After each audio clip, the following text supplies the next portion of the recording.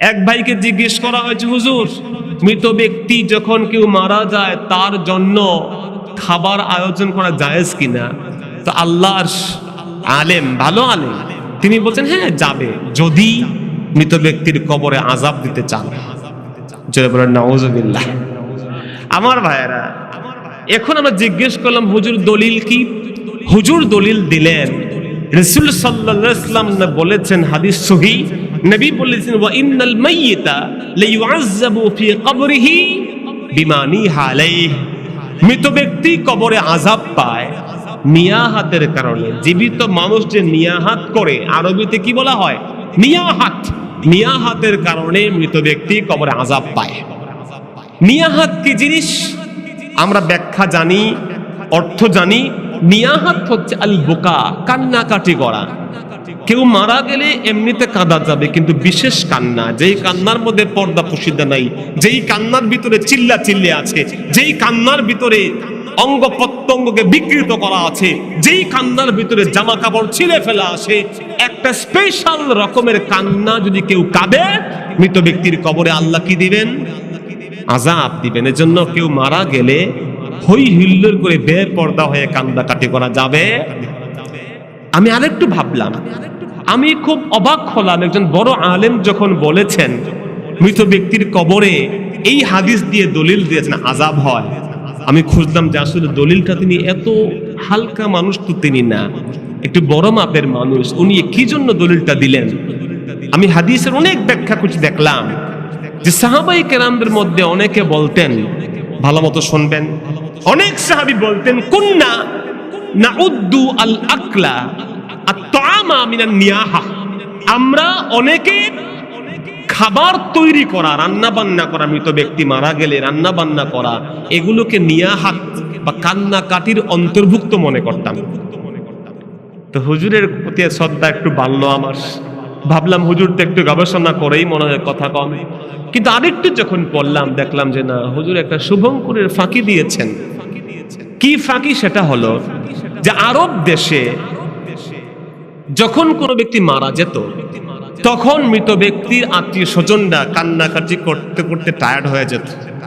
তখন ওরা করতো কি, কিছু ভাড়াটিয়া, এখন যেমন ভাড়াটিয়া গানের শিল্পী আছে, ভাড়াটিয়া যেমন ডিজে সঙ্গীতের শিল্পী আছে, ঠিক তেমন আরব দেশে কিছু ভাড়াটিয়া কান্দুন্না পার্টি পাওয়া যাইত। কথা বুঝেন নাই? এরা বিভিন্ন আওয়াজে কানবে, হালকা আওয়াজে কানলে এক রেট, জোরে কানলে আর এক রেট, কান্দা কাটটা অঙ্গ প্রত্যঙ্গ খাপলাইয়া ছিঁড়ে ফেললে আর এক রেট। ওই কান্দান্না পার্টির যেগুলো আছে এদেরকে তারা দাওয়াত দিত। কথা বুঝতে পেরেছেন? বিশেষত আরব দেশে কেউ মারা গেলে নিয়াহাতের পার্টিদেরকে এনে বলতো তোমরা কান্নাকাটি করবা, 1 ঘন্টা কানলে এত টাকা, 2 ঘন্টা কানলে, সারা দিন কাটলে এই ট্রেড দিয়ে দিব। আমি বানিয়ে বলছি না আপনাকে ভাই, হাদিসের কিতাব থেকে বলছি। এখন এই মহিলারা যারা কাঁদতে আসতো, তারা বলতো আমরা তো এমনিতে কানলে হবে না, আপনারা কেউ মারা গেছে আপনারা রান্না বান্না করবেন না, এটা হবে না, আমাদের তো রিচার্জ হতে হবে, রিচার্জ করা লাগবে। কথা বুঝতে পেরেছেন? তখন আরবের মানুষেরা কেউ নিজেরা খাক বা না খাক, যখন তারা দেখবে এই লোকগুলোকে, মহিলাদেরকে আনছে কান্দনের জন্য, এদেরকে খাওয়ানোর জন্য মৃত ব্যক্তির পরিবারের লোকেরা কিছু খাদ্য আয়োজন করত, রান্না বান্না করত। সাহাবায়ে কেরাম বলছেন এই রান্না বান্নাটাকে আমরা ওই কান্নাকাটির মধ্যেই মনে করতাম।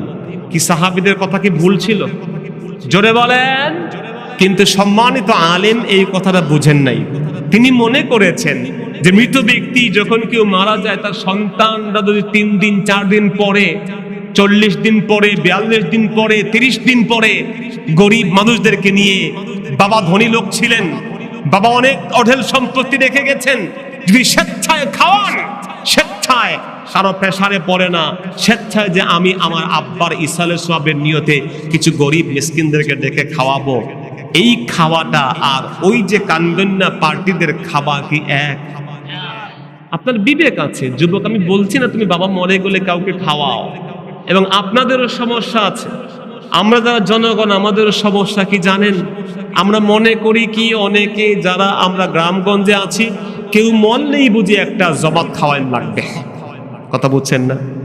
কেউ মরছে, আমরা বলি ভাই তোমার আব্বা মারা গেল, একটু গরু টরু জবাই দেয়া খাওয়াইলা না, এটা সম্পূর্ণ নিষেধ।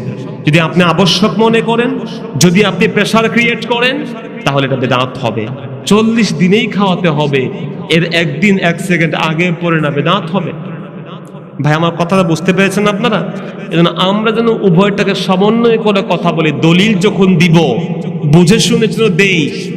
আমাদের কিছু ভাইয়েরা আছেন, সালাফি ভাইয়েরা আছেন, কথায় কথায় দলিল দেয় বুখারী মুসলিমের, কিন্তু এরা দলিলটা কোন জায়গাতে খাটবে কোন জায়গাতে খাটবে না সে জিনিসকে খেয়াল রাখে না।